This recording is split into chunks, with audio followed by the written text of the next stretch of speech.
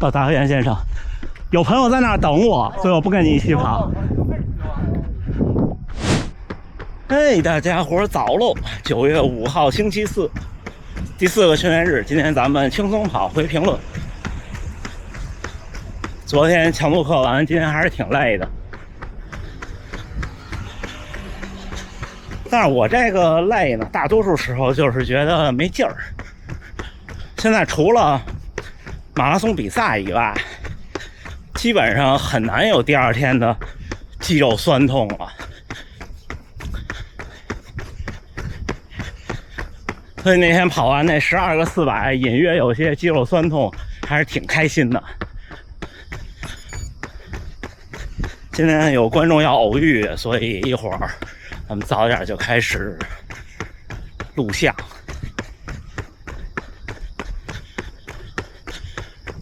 这天是开始凉快下来了，很明显的凉快下来了。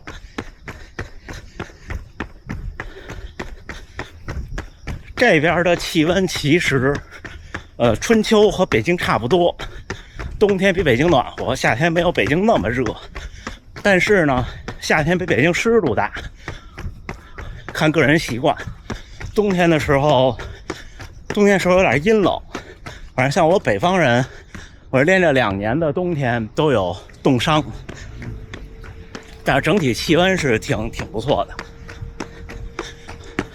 行，一会儿咱们回评论啊，加油干！咱们开始。有好多小伙伴一直在问我步频为什么这么快，怎么能这么快？我也不知道啊。我刚开始跑步的时候也没有这么快，但是那时候可能175，但是那时候跑得慢呀。就我觉得好多人就是尤其是这种像我这种半路出家、力量一般的，可能一开始都是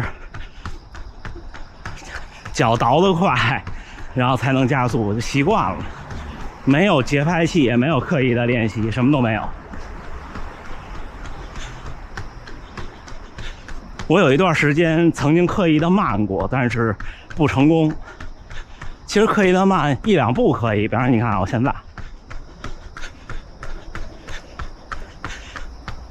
不知道屏幕上的数据反应有多快。我现在就很刻意的在慢，就感觉已经不能再慢了。有变化吗？我们恢复吧。就我觉得我这样跑就我自己体感挺轻快的，但是事实上说，确实是，步频快到一定程度，会对心肺的压力比较大，因为你动得快嘛，心率就会相对高一些。所以各位初跑者，如果是别跟步频较劲，先跑起来，等您什么时候能正常跑5公里、10公里的时候，然后呢，您觉得您是跑下来的，速度差不多的时候，您再关注它。一开始不用太在意。关于黑指甲，说感觉长不好，指甲特厚，不往前长。就首先是这样的，黑指甲是你那指甲根那儿损伤太严重，它就死掉了。这个指甲就会脱落。如果它一直不脱落，我建议就去医院。还有就是指甲它是那么长的，它不是说一边厚那么长，一开始就是靠近指甲根那儿会特别厚。就是前提是旧指甲得掉，一般情况下2周3周旧指甲就会松动了。您要是特严重的话，去医院看看，这都能康复的，不用太着急。还有就是怎么说呢？大部分时候马拉松比赛，如果不是特别的吃力，就是最后都动作变形了，只要您的鞋合适，跑龄和经验足够，不太会黑指甲的，训练也不会。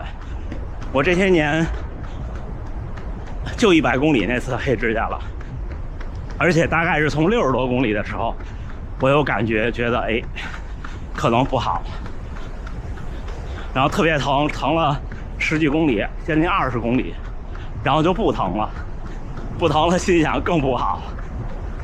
当时比完赛一脱鞋，换上拖鞋，一只脚的袜子已经破了，另外一只脚也是脱袜子脱下来那一下巨疼。马拉松是个极限运动，小伙伴说的特别对。您的目标如果是跑比赛、跑马拉松，不管您是不是要奔一个特别好的成绩，哪怕你说我就430，甚至5个小时，它都是个极限运动。把脚还是保护好。如果总黑指甲，看看是不是鞋小。之后咱们说说关于强度和心率，有几位小伙伴的问题，我就合在一起说了。比较简单的问题就是要不要关注心率，就是看着心率跑，按心率去跑。还有小伙伴说跑阈值跑，听我说就是那种心率不行的感觉。他说他心率不行的时候心率只有170，是不是170就可以了？我是这么看这个事儿的，就是首先每个人的心率都是有个体差异的，不管是休息的时候还是跑步的时候。大家看觉得运动员都差不多，那是因为运动员是经过选材的。这你们看那举重运动员，那没有瘦弱的，那都是那样的，那因为那是选出来的，对不对？那马拉松运动员也一样，所以我们普通人不是选出来的，每个人都不一样。首先是我觉得在您决定开始常规的跑步训练之前，确保自己在目前的科学技术下能检测能体检出来的没有心脑血管方面的疾病，就说的够严谨了吧？您就可以放开了跑。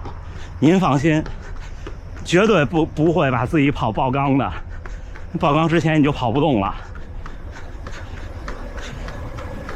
人们都说你不要每次都那么使劲冲，那是因为想让你细水长流，不想让你3天打鱼2天晒网，仅此而已。自己掌握。然后就是阈值，阈值其实怎么说呢？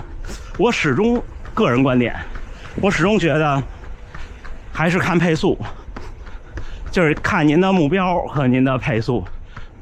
这个特别简单，有点经验的跑者，或者说相对训练年头长的跑者，可以按自己半程马拉松的比赛目标；初跑者呢，可以按5公里的目标；再稍微进阶一点，按10公里的目标。您就把您这个比赛的成绩、目标成绩对应的配速当成您的阈值配速，这样去练。就像你说我现在如果想按照2小时39，那我的阈值配速是3分37，但是我现在3分37呢，跑不了10公里或者12公里、14公里，我只能跑5、6公里。但是呢，如果是3分45，也就是说差不多2小时42左右对应全程马拉松，我就能跑14公里，甚至还能更长，能跑半马。半马我能跑到更快，我那次半马的 PB 1小时16分24，那可能进了3分40了，但是比赛状态嘛，对吧？就按这个目标去努力。也就是说，您现在比方说我只能跑4分钟每公里，但你的目标是我的马拉松要跑到2小时45，那就不现实啊！你得想办法把您的阈值配速能够跑到，比方说3分45、3分40，可能3分40比较保险一点。那这个时候你每次都看同样的心率去跑，进步就比较慢。只不过可能再高你坚持不住。我的经验是170不算坚持不住，您其实就跟我们吃苦一样，你吃过苦以后你就觉得苦不苦了。你看我的比赛配速都是170多，不光是我，你看专业运动员有时候分享数据比赛配速，如果他是认真的要成绩的比赛，也是170多，对不对？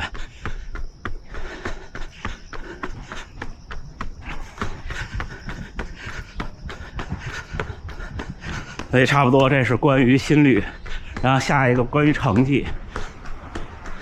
有个小伙伴说42周岁，最近一直是每周100公里的跑量，但是全程马拉松最好成绩是3小时13，目标想破3，但是觉得自己4分15的配速坚持下来，觉得不行。还有一位小伙伴说，现在是3小时39，抱歉，目标是3小时30。我看看啊，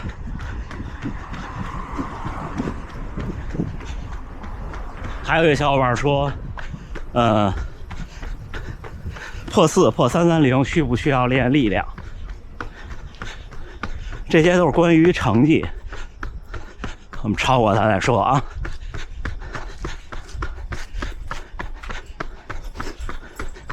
首先咱们说破3的，破3的话，在正常比赛中，可能真正的平均配速在4分15、4分14会比较保险，因为你可能有多跑啊，或者其他的问题，或者记录的问题，就是你的手表显示4分15、4分14是比较可靠的。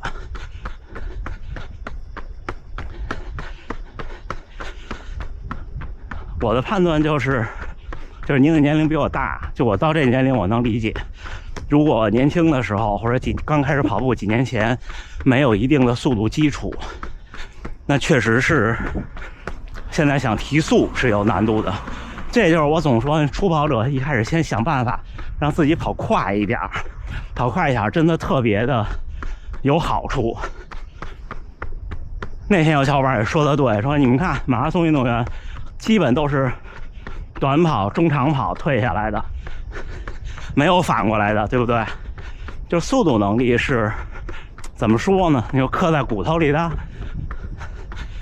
到了一定年龄练速度是很难的。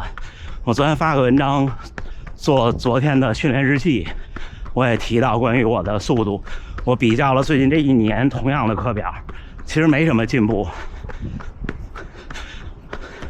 只是说维持罢了。但是415不一样啊，415其实在很多人的天花板以下。我给您的建议就是多跑阈值，不用太多考虑间歇。就我觉得您不是绝对速度的问题，而是速度耐力。多跑阈值是个什么道理呢？就是您想，如果您想马拉松破3，那您的阈值差不多3分55。您如果能3分55去跑阈值跑，对马拉松的训练，我的建议是8到14公里。如果您跑12公里或者14公里，那对您的身体的速度耐力的刺激是很大的。那这时候你就觉得4分15不算什么了，就多做这种训练吧。而且这种训练不像间歇，不太容易受伤，但是会比较容易积累疲劳。破330的小伙伴想，就是破4、破330，要不要练力量？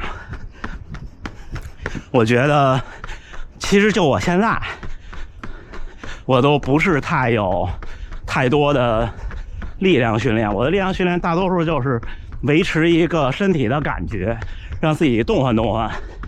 就我从来没有大重量的力量训练。我觉得破330是不需要的，破4是肯定不需要的。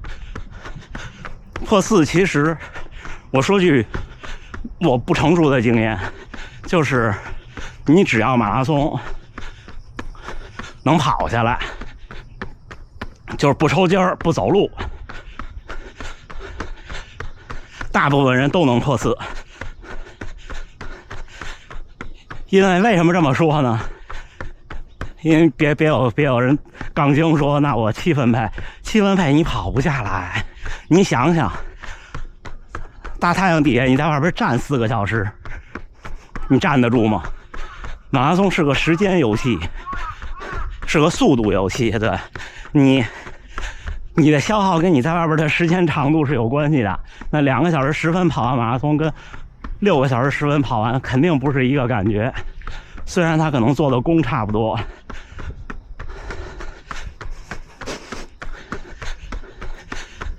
像我第一次能一口气跑下来不走路，我就破4了。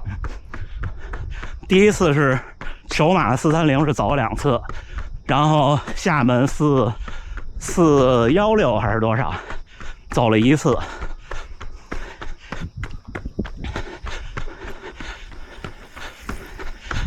然后北京破4那次，就到最后景观大道开始抽筋了，然后顶着跑下来，最后差10几秒超过359.4几。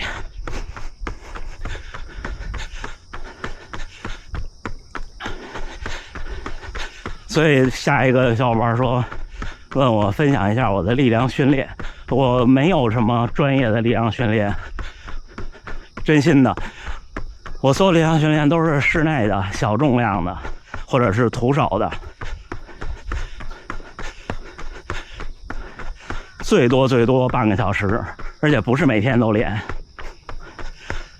我觉得对大多数普通人来说，跑步还是最好的练跑步的办法。力量训练锦上添花吧，可有可无。就是怎么说，别说330，我觉得破3可能需要一些核心的力量，但是就普通人的训练能力，做自己练，对核心的刺激很有限。最多就是说，它不是练你的力量，是刺激你的肌肉，让你的肌肉没事使劲儿，仅此而已。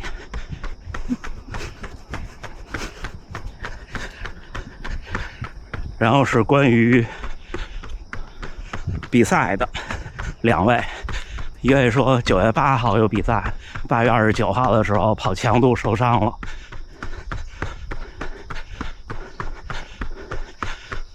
问我是休息还是继续跑。首先我觉得如果像您的描述已经有肿胀了，那9月8号的比赛多半会受影响。还有就是我不知道您是全马还是半马，如果是半马影响会更大，因为半马要强度。另外我想说的是，如果9月8号比赛8月29号的强度就其实挺冒险的。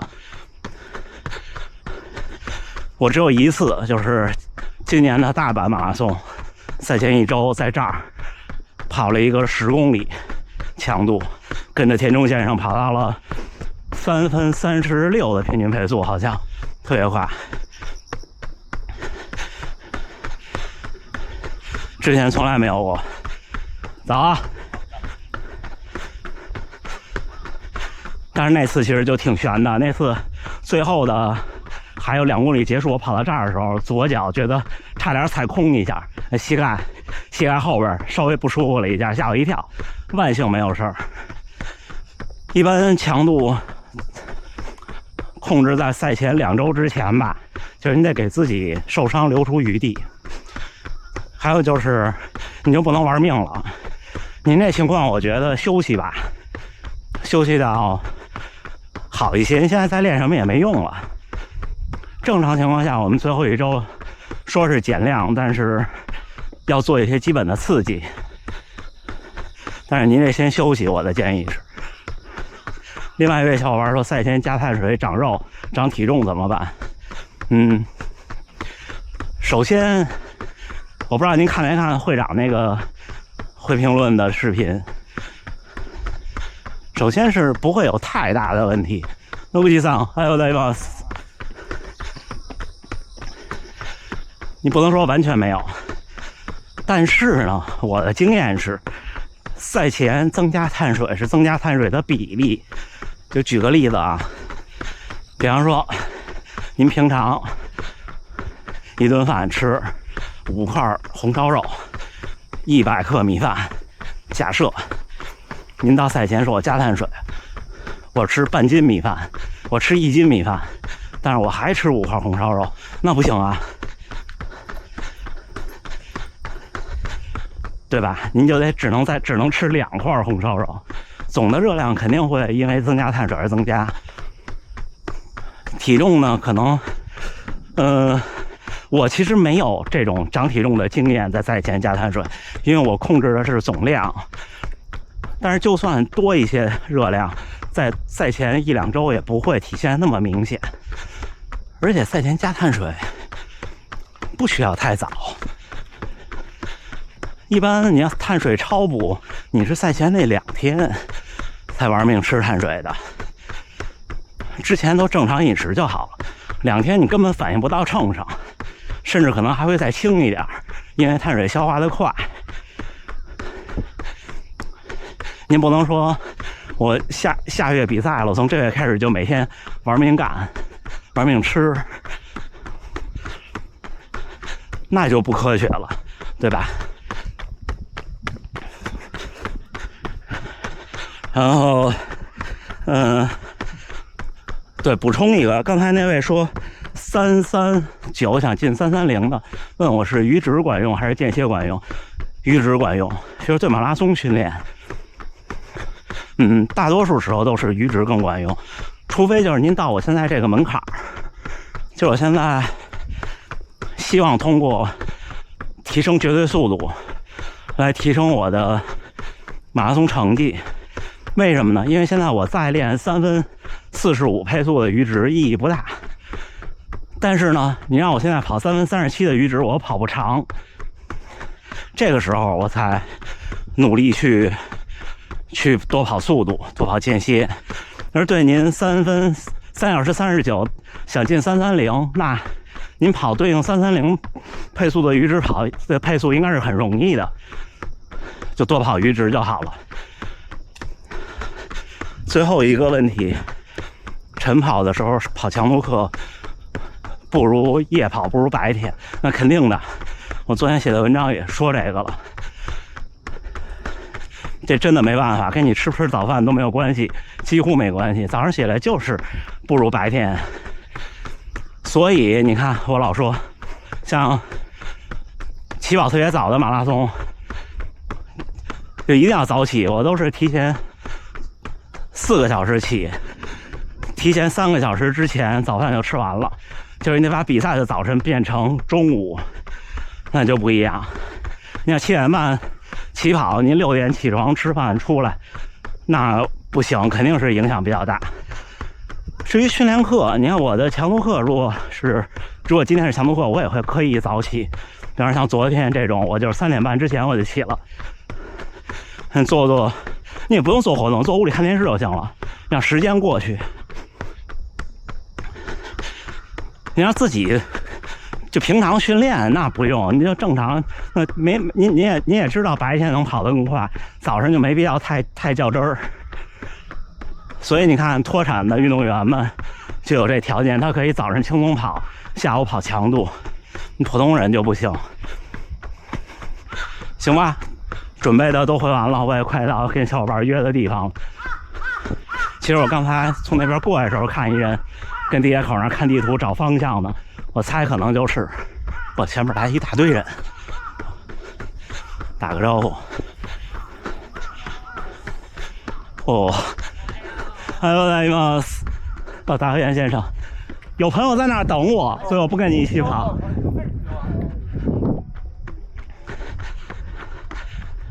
洪大嫂，大和源先生出现了，我就说嘛，他昨天晚上给我发了个15公里的跑步，他应该昨天晚上来这儿参加晚训练了，昨天飞回来的，或者是前天吧。9月5号星期四清晨7点04，最后一个训练日训练结束，跑了18公里，平均配速5分04，心率136。碰到那位来这儿玩的观众朋友，我们观众里真是卧虎藏龙啊！又是一位博士，有学问的人，然后一起跑了7公里，我就回来了。好几天没见到的大元先生出差回来，今天也见到了。大元先生特别的精神，你看他这几天出差，每天平均都是20多公里。然后昨天应该是在大阪，昨天回来了，晚上还就参加了周3的晚训练，应该是昨天晚上给我发了个跑步的记录。上个月我不是说我跑了552公里吗？大元先生跑了将近600公里，特别厉害，60岁了。所以就是怎么说呢？我老说追星逐月吧，就是你往前够，往前够，往前够，你看到更努力的人，然后你就会更努力。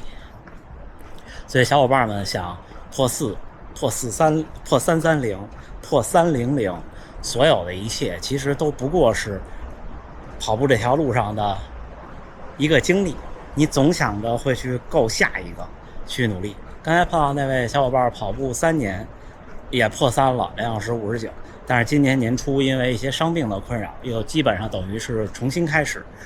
下一场比赛是9月22号的衡水湖，对他来说，我说这个赛道虽然我没跑过，但是我听说比较容易出成绩。可能身边也有好多小伙伴跑衡水湖的，都祝大家能顺利，好吗？我也不知道9月22号会不会有些热。